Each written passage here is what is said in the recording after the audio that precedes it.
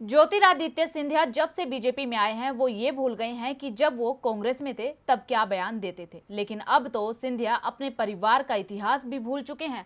लगता है दल बदल के साथ विचार तो बदले ही हैं, लेकिन उनकी याददाश्त भी चली गई है।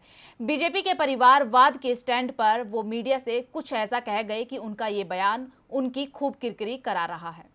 अभी हाल ही में बीजेपी अध्यक्ष जेपी नड्डा ने बयान दिया था कि किसी नेता पुत्र को टिकट नहीं मिलेगा, बीजेपी में परिवारवाद नहीं चलेगा। जब मोदी सरकार के नागर विमानन मंत्री ज्योतिरादित्य सिंधिया से इस बयान पर मीडिया ने प्रश्न किया तो सिंधिया ने क्या कहा, आप भी सुन लीजिए। मैंने तो सदैव, मैं इसमें नहीं पढ़ना चाहता कि नेता के परिवार में टिकट जाएगा या नहीं जाएगा। आपने तो सदैव देखा है कि सिंधिया परिवार के अंतर्गत एक परिवार का सदस्य ही राजनीति में रहता है।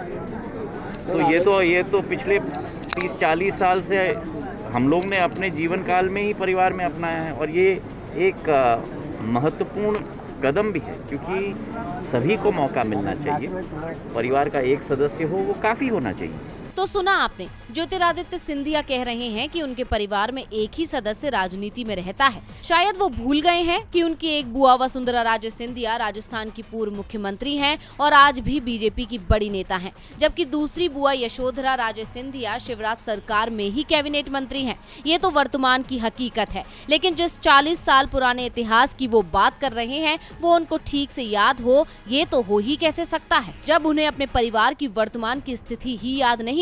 वर्षों पूर्व भी उनकी दादी विजय राजे सिंधिया व उनके पिता माधवराज सिंधिया एक साथ जनसंघ में थे। अब ये चर्चा जोरों से है कि क्या ज्योतिरादित्य सिंधिया की याददाश्त कमजोर हो गई है या वो जानबूझकर गलत बयान दे बैठे हैं। डीवी लाइव की रिपोर्ट।